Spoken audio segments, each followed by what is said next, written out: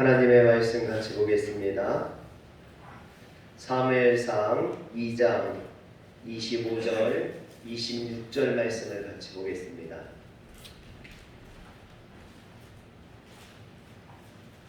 구약성경 411면에 나와 있습니다. 사무엘상 2장 25절, 26절 말씀을 같이 교독합니다. 사람이 사람에게 범죄하면 하나님이 심판하시려니와 만일 사람이 여호와께 범죄하며 누가 그를 위하여 간구하겠느냐. 그들이 자기 아버지의 말을 듣지 아니하였으니 이는 여호와께서 그들을 죽이기로 뜻하셨음이더라.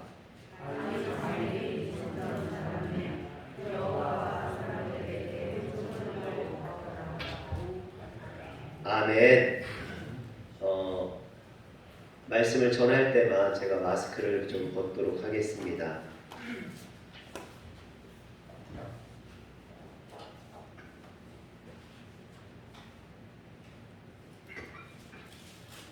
지난주에 마스크를 쓰고 설교를 하니까 제가 숨이 차서 계속 말이 빨라져요. 그래서 아마 우리 성도님들 중에 목사님이 저렇게 말이 빨랐나 그렇게 생각하시는 분들도 있을 겁니다. 본래는 제가 충청도 사람이라 그렇게 빠르지 않아요. 그런데 마스크를 쓰다 보니까 너무 힘들어서 자꾸 빨라졌습니다. 지난주 교역자 회의가 있어서 영광교회 박시영 목사님네 교회를 갔었습니다. 그런데 박시영 목사님께서 코로나로 인해서 힘든 것이 많은데 그 속에서도 감사할 조건을 찾는다 그래서 은혜를 받았어요. 지난번에 향남 구문천리에 있는 교회의 목사님 부부가 그 8.15 광복절 집회에 갔다 와서 코로나에 걸렸다고 해가지고 뉴스에 나와서 저도 깜짝 놀랐거든요. 그런데 그 일이 있고 나서 이 박시영 목사님한테 구문천리에 있는 교회거든요. 구문천리에 그 교회 하나밖에 없어요. 그래서 이 목사님이 마치 8.15 광복절 집회에 갔다 와서 코로나에 걸린 목사로 이렇게 오해를 사람들에게 받은 거예요. 그래서 많은 사람들이 막 전화하고 항의하고 성도님들한테 너네 목사는 왜 그런 데 가가지고 막 그랬냐고 하고 교회가 막 폐쇄됐다고 하고 교회가 없어졌다고 하고 뭐 이런 유언비어들이 많이 퍼진 거예요. 그래서 이 목사님이 요즘 사람들이 악플에 막 자살하고 그러잖아요. 왜 그러는지를 알겠다고 거짓말 조금 보태고 막 1000여 통의 전화를 받았대요. 그러니 얼마나 힘들고 어려웠겠습니까? 사람들이 장난으로 던진 그 돌에 개구리가 맞아 죽듯이 사람들이 아무런 뜻도 없이 해대는 그 말들이 본인한테는 그것이 상처가 되고 아픔이 되었다라는 거예요.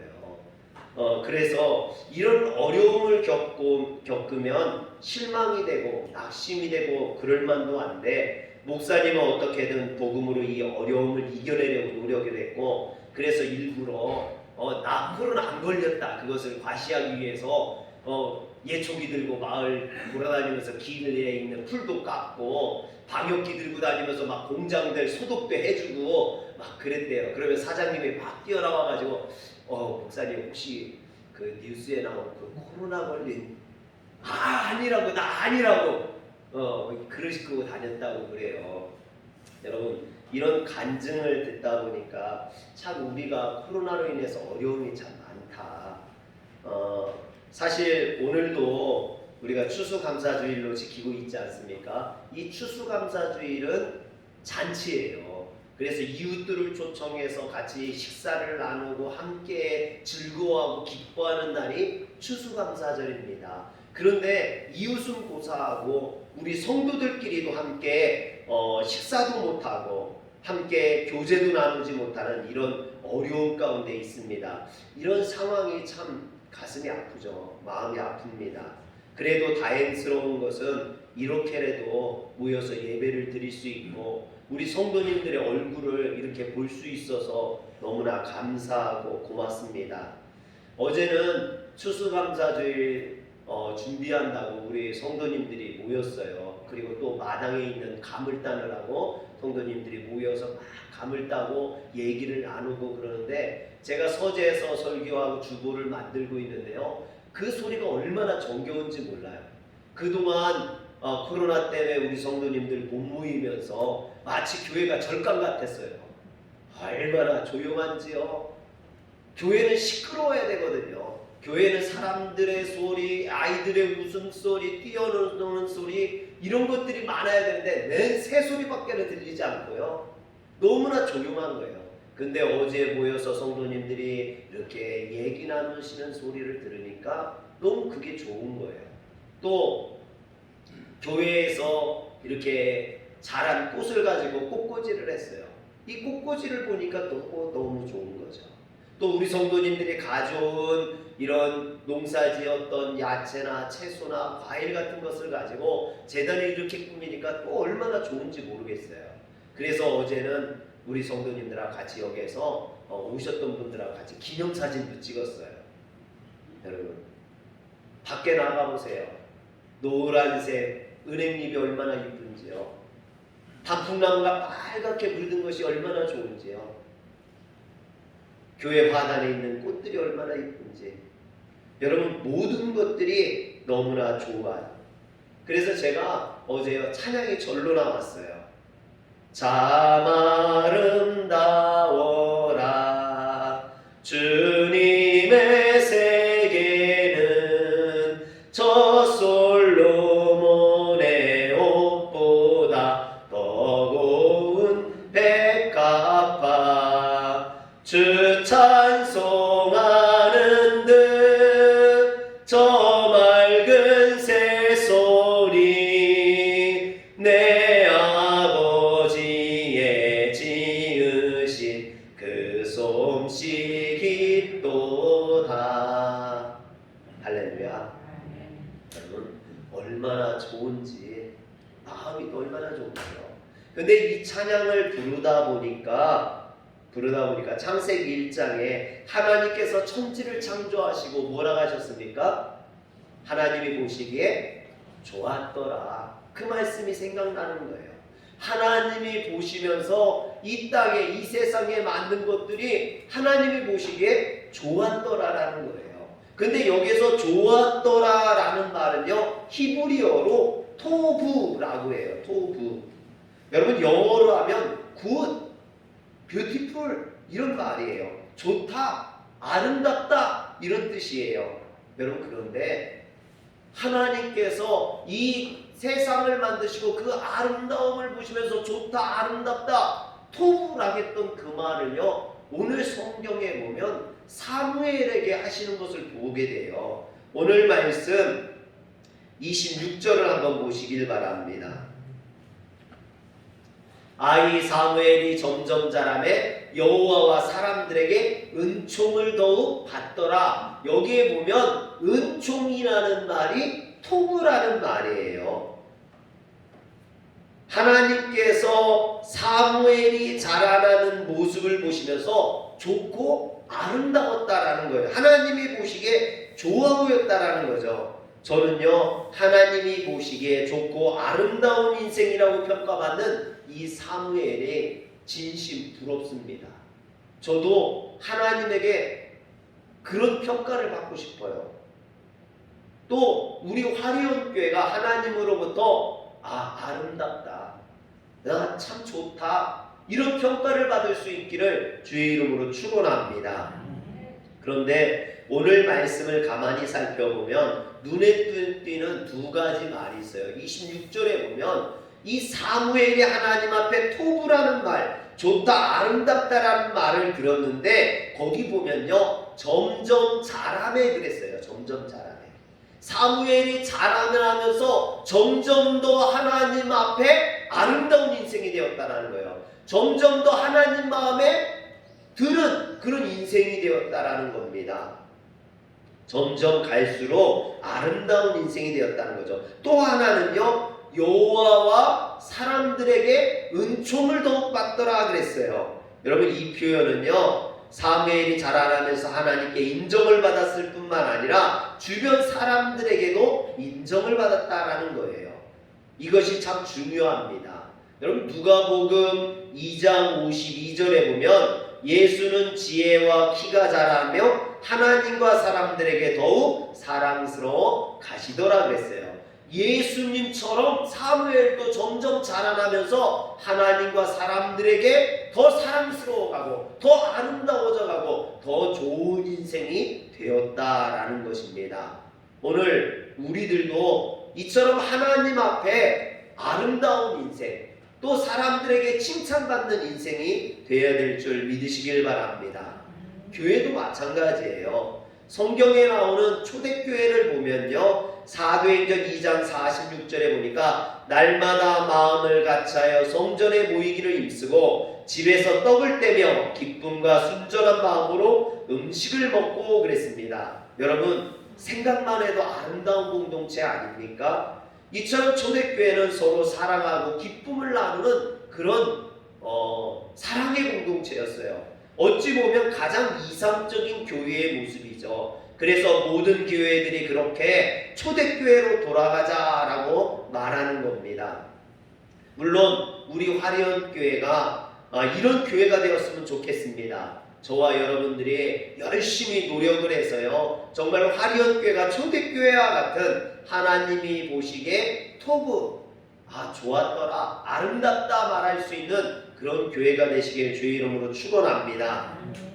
그런데 초대교회가 이렇게 사랑을 나누고 또 기쁨을 나누고 하나님과 이웃들로부터 칭찬받는 교회가 되니까 날마다 교회가 부흥했다고 그래요. 사도행전 2장 47절에 보니까 하나님을 찬미하며 또 온 백성에게 칭송을 받으니 주께서 구원받는 사람들을 날마다 더하게 하시니라.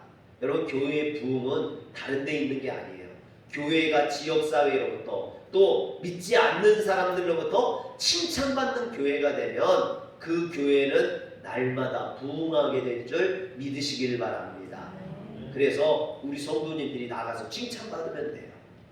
여러분 나가셔서 사람들하고 싸우고 욕하고 그러지 마시고 나가셔서 정말로 하나님의 모습, 성도의 진정한 모습을 보여주심으로 칭찬받는 성도들이 되시기를 주의 이름으로 축원합니다.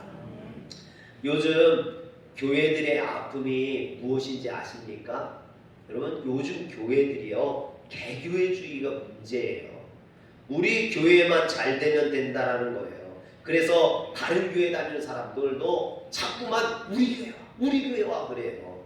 여러분 어떤 교회는요 아이들 한 명 데리고 오면요 10,000원 주는 교회가 있대요. 돈을 주는 교회가 있대요. 남의 교회에 어떻게 되든 말든 그냥 우리 교회만 잘 되면 되고 우리가 낸 헌금 가지고 우리만 잘 먹고 잘 놀면 되고, 여러분 이런 이기주의적인 개교회주의. 여러분 교회는요 우리 게 아니에요. 하나님의 교회지. 다 같은 하나님의 교회예요. 모든 교회들이 다 하나님의 은혜 가운데 부흥하고 성장하고 믿지 않는 사람들을 전도하고 교육하고, 이게 교회가 하는 일이에요. 남의 교인 뺏는 게 교회가 하는 일이 아니라는 거죠. 여러분 그런데 오늘 말씀에 오늘 우리 한국교회가 깨달아야 될 그런 답이 들어있어요.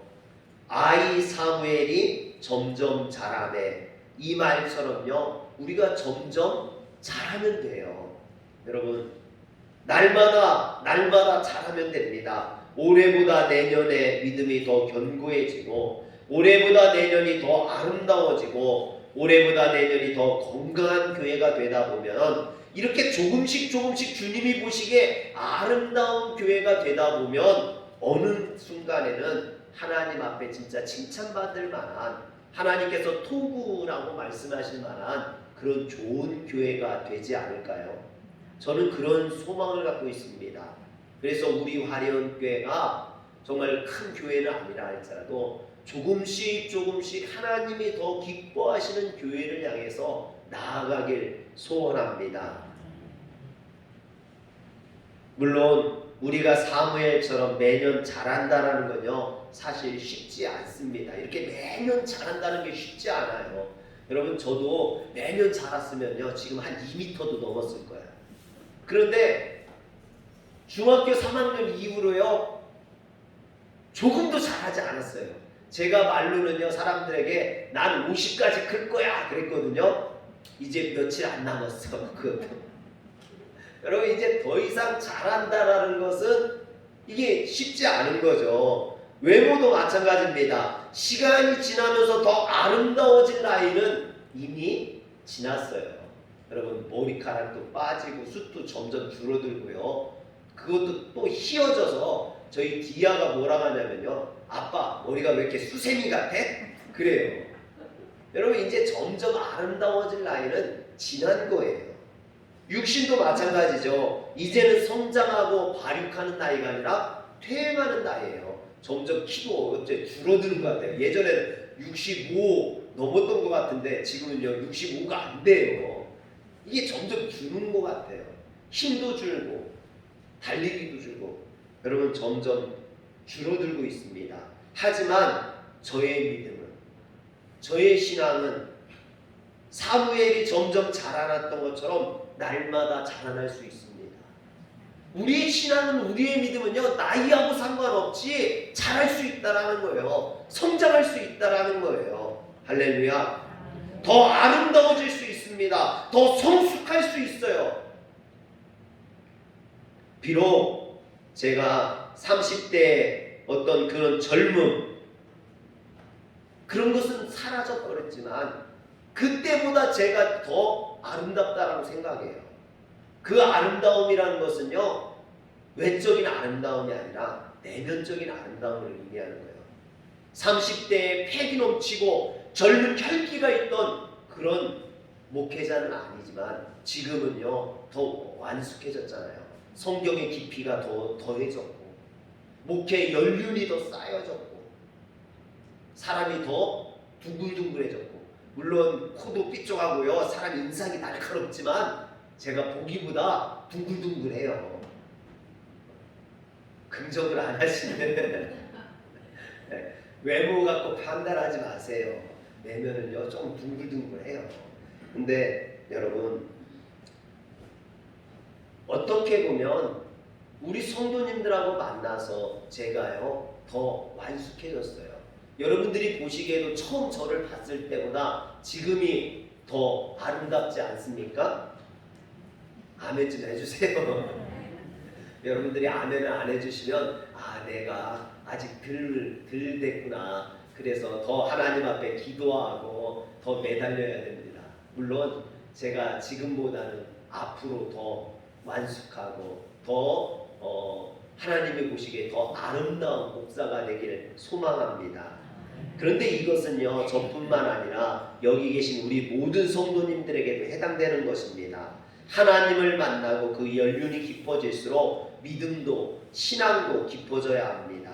젊었을 때보다 용서의 폭이 넓어지고 사람을 용납하고 사랑하는 마음이 더 커져야만 합니다. 그래서 주님 닮은 모습까지 이룰 때 우리는 하나님과 세상 사람들로부터 칭찬받는 진정 성숙한 성도가 될 것입니다.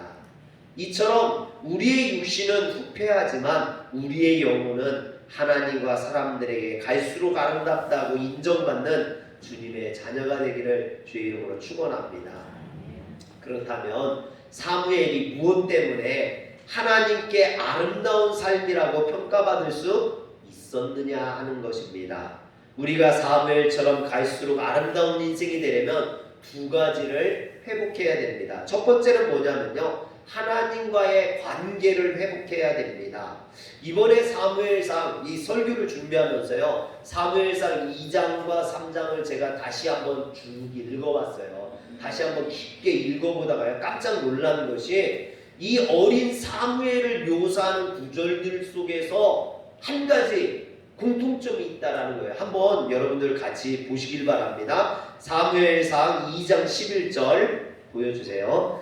엘가나는 라마의 자기 집으로 돌아가고 그 아이는 제사장 엘리 앞에서 여호와를 섬기니라 하겠어요. 또 18절 사무엘은 어렸을 때 세마포 에봇을 입고 여호와 앞에서 섬겼더라. 또 21절 여호와께서 한나를 돌아보시사 그로 하여금 임신하여 세 아들과 두 딸을 낳게 하셨고 아이 사무엘은 여호와 앞에서 자라니라 하겠습니다. 2장 26절 아이 사무엘이 점점 자라매 여호와와 사람들에게 은총을 더욱 받더라. 3장 19절이요 사무엘이 자라매 여호와께서 그와 함께 계셔서 그의 말이 하나도 땅에 떨어지지 않게 하시니 또 3장 21절 여호와께서 실로에서 다시 나타나시되 여호와께서 실로에서 여호와의 말씀으로 사무엘에게 자기를 나타내시니라.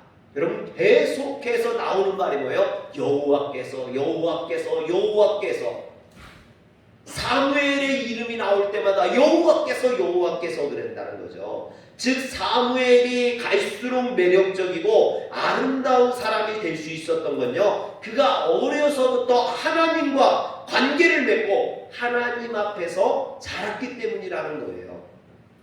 여러분 하나님과 이렇게 관계를 맺고 자라다 보니까 하나님께서 그의 인생을 점점 더 형통하는 인생, 점점 더 복되어져 가는 인생, 점점 더 아름다운 인생을 만들게 하셨는 줄 믿으시길 바랍니다. 또 한 가지 더 제가 발견하는 것은요 여러분 2장 11절을 한번 보세요. 2장 11절을 보면 엘가나라는 라마의 자기 집으로 돌아가고 그 아이는 제사장 엘리 앞에서 여호와를 섬기니라 그랬어요. 여기서 그 아이는 바로 사무엘이에요. 사무엘에 대해 이야기하고 있습니다. 그런데 2장 12절을 보면 엘리의 아들들은 행실이 나빠 여호와를 알지 못하더라. 사무엘을 이야기하고요 곧바로 그 다음에 엘리의 두 아들들을 이야기하고 있어요. 그런데 사무엘을 향해서는 하나님의 칭찬이 들어가 있고 엘리의 두 아들들을 향해서는 부정적이고 책망나는 모습이 들어가 있어요. 이게 11절 12절에만 나오는 게 아니라 17절 18절에도 보면 나와요. 17절에 보면 이 소년들의 죄가 여호와 앞에 심히 크면 그들이 여호와의 제사를 멸시함이라. 이 소년들은 엘리의 두 아들을 의미해요. 근데 그 바로 뒤에 18절에 보면 사무엘은 어렸을 때 세마포 에봇을 입고 여호와 앞에서 섬겼더라. 여러분 엘리의 두 아들과 사무엘이 비교가 되고 있죠. 17절 18절뿐만 아니라 21절 22절에도 마찬가지예요. 21절 22절 여호와께서 한나를 보시사 그로 하여금 임신하여 세 아들과 두 딸을 낳게 하셨고 아이 사무엘은 여호와 앞에서 자라니라. 22절은요 엘리가 매우 늙었더니 그의 아들들이 온 이스라엘에게 행한 모든 일과 회막문에서 수종된 여인들과 동침하였음을 듣고 그랬어요. 이처럼 사무엘과 엘리의 두 아들 비교가 됩니다. 오늘 말씀 우리가 읽었던 2장 25절 26절도 마찬가지예요. 25절은 엘리의 두 아들들에 대한 죄가 나와 있고요 26절은 사무엘에 대한 이야기가 나와 있어요.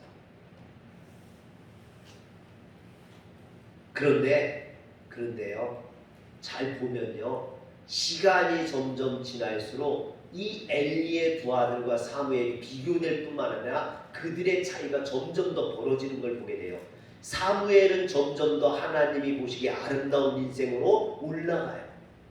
엘리의 두 아들들은요 점점 더 하나님 앞에 죄를 짓고 범죄함으로 나중에 회막문에서 수종든 여인들과 동침하는 그런 죄를 범함으로 하나님의 심판이 결정되어져요.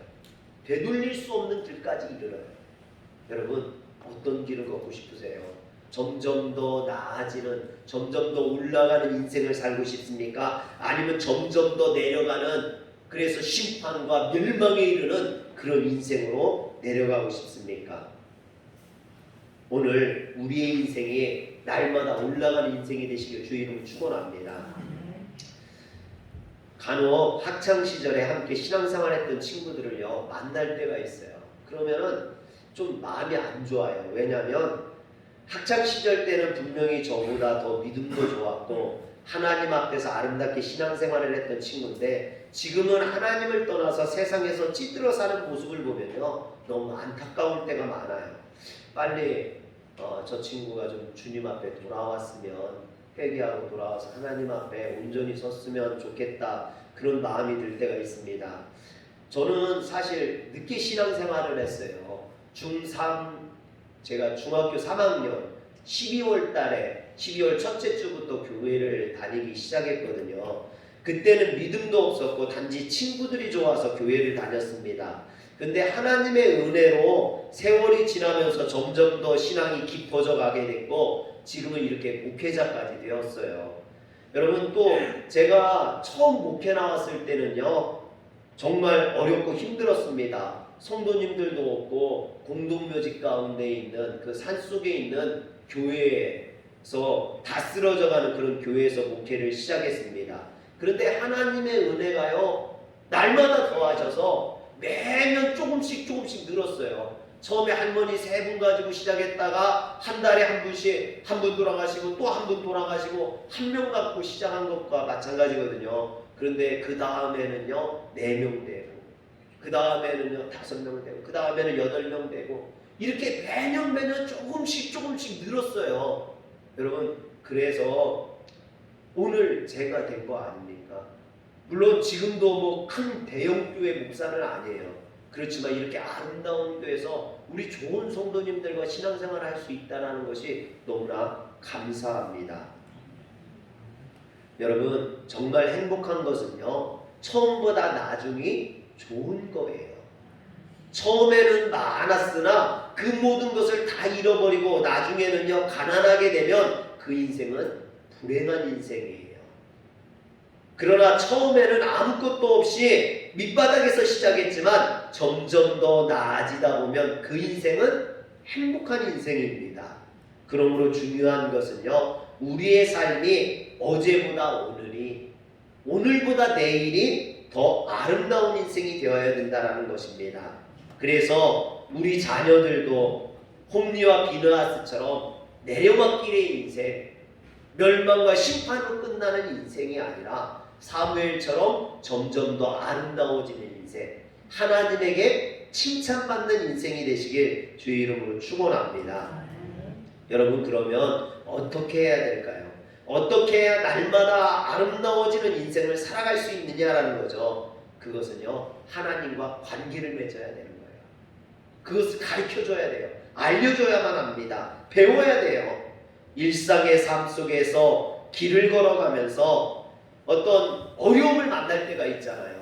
힘든 일을 당할 때가 있어요. 갑자기 성적이 떨어지거나 사업에 어려움을 겪거나 아니면 또 직장에서 어려움을 겪거나, 이런 어려움들을 만날 때요, 우리 자녀들이 우리가 믿는 그 하나님을 기억해야 됩니다.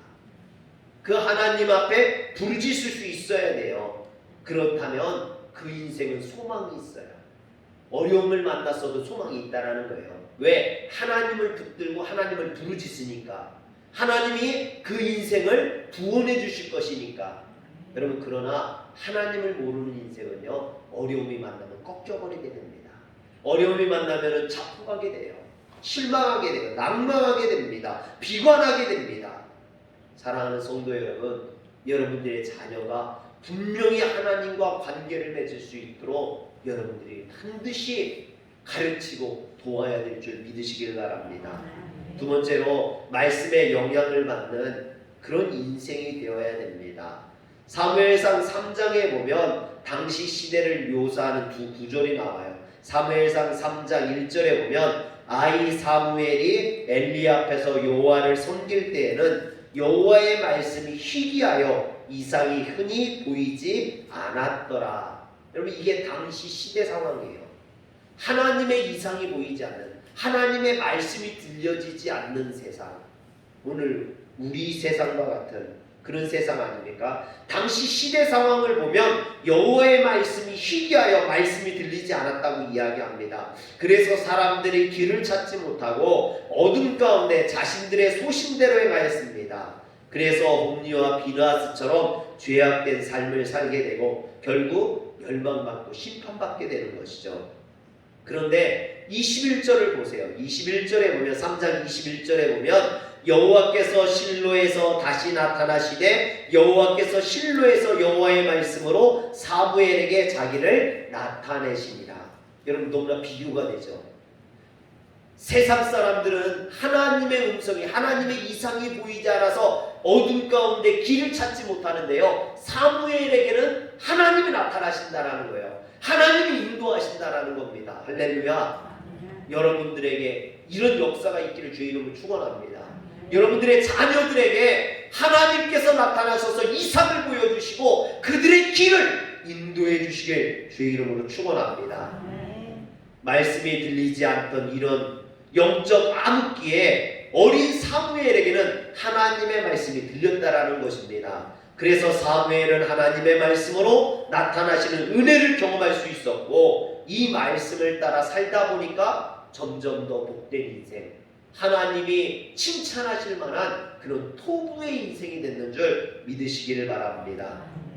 사실 우리 시대가 얼마나 감사한 시대인지 모릅니다. 사무엘 시대는요, 하나님의 말씀이 주어지지 않았던 시대예요. 여러분, 그런데 오늘 우리는요, 우리에게는 성경 말씀을 하나님의 말씀이 주어졌잖아요. 그래서 언제든지 잠이 안 올 때도 읽을 수 있고요, 또 이른 새벽이든지 마음이 울적할 때든지 언제든지 우리는 하나님의 말씀을 들을 수 있습니다. 그런데 문제는 우리가 하나님의 말씀을 읽지 않는다는 게 문제죠.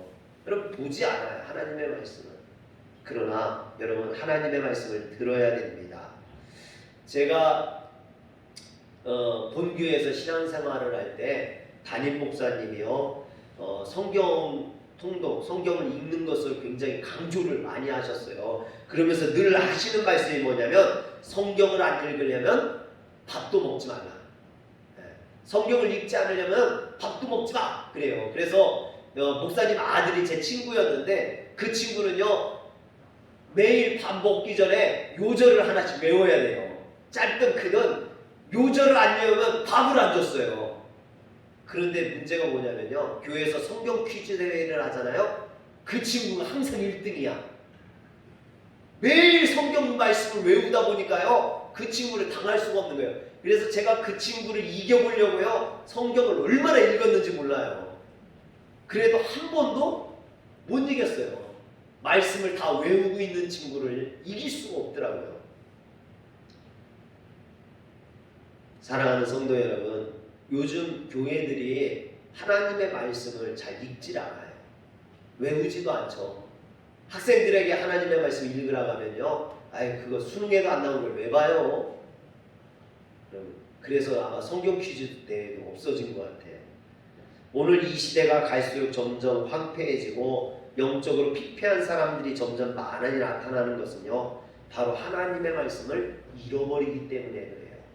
하나님의 말씀을 읽지 않기 때문이라는 거죠. 육신이 허기질 때는 밥을 찾으면서 영혼이 허기지는데 하나님의 말씀을 찾지 않는다는 것, 그게 문제라는 겁니다. 그래서 점점 더 영혼이 죽어져 가는 거죠. 저는 우리 교회가 하나님 말씀을 사모하고 매일 하나님의 말씀을 읽기를 소원합니다. 우리 성도님들이 바쁘다 보니까 집에서는 따로 하나님의 말씀을 읽을 시간들이 없잖아요. 그래서 제가 새벽 시간에요, 매일 한 장씩 읽는 거예요. 매일 한 장씩 읽고 그것에 대해서 제가 말씀을 전하고 그것을 설명해 드리고 은혜를 함께 나누는 겁니다. 여러분, 사실 쉽지 않아요. 저도 그냥 딱 한 구절 가지고 설교하면 쉬워요. 매일 한 절 한 장씩 이걸요, 성경을 다 해석한다는 게 쉽지 않아요. 여러분, 그래도 제가 우리 성도님들을 위해서 날마다 하는 겁니다. 날마다 해요. 날마다 적어도 3시간씩 걸려요. 한 장을 그것을 읽고 또 읽고 그것에 대해서 말씀으로 또 그것을 정리하다 보면요, 오래 걸려요. 그런데도 그런 이유가 우리 성도님들이 매일 교회에 와서 하나님의 말씀을 듣고 그것을 묵상하고 배우고 기도하다 보면 그 속에서 하나님의 말씀을 듣게 될 줄 믿기 때문입니다. 할렐루야. 마지막으로 제가 사무엘상을 쭉 읽다가 발견한 몇 가지 무서운 교훈을 나누고자 합니다. 그 중에 하나가 엘리 제사장이 범한 두 가지 잘못입니다. 먼저 엘리 제사장이 범한 잘못 중에 하나는요, 자기의 역할을 제대로 감당하지 못했다라는 거예요. 엘리 제사장은요, 제사장이잖아요. 그런데도 불구하고요, 무기력했어요. 영적으로 무능력했어요. 영적으로 둔감했어요. 요즘 말로 치면 능력 없는 목사였던 거예요. 영적으로 무감각한 그런 목회자였던 거죠. 또 하나는요, 엘리 제사장이요, 자녀를 잘못 교육을 시켰어요. 자녀 교육을 못한 거죠. 여러분, 그런데 하나님께서 이 엘리를 책망하시는 거 보면 그가 무능력한 목회자였기 때문에 책망받는 것보다 자녀 교육을 못한 것 때문에 책망받는 게 더 많아요. 하나님은 그것을 더 중요하게 여기셨다는 거예요. 여러분, 제가 이 사실을 깨닫고 두려웠어요. 저도 목회자잖아요. 부모잖아요. 제가 능력 없는 목사라는 것보다 저에게 주어진 이 아이들을 신앙으로 제대로 기르지 못한다는 것 때문에 하나님 앞에 책망받을까봐 두려웠어요. 여러분, 오늘 부모된 사람들은 이것을 깨달아야 돼요. 엘리처럼 내 자녀가 하나님을 모르고 자란다면 그것은 부모의 책임이라는 거예요.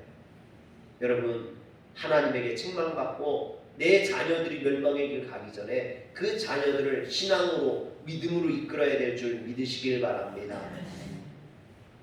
제가 이 말씀을 하다가 생각난 찬양이 있어요. 찬송가 579장, 그 어버이날 주로 부르는 찬송이죠.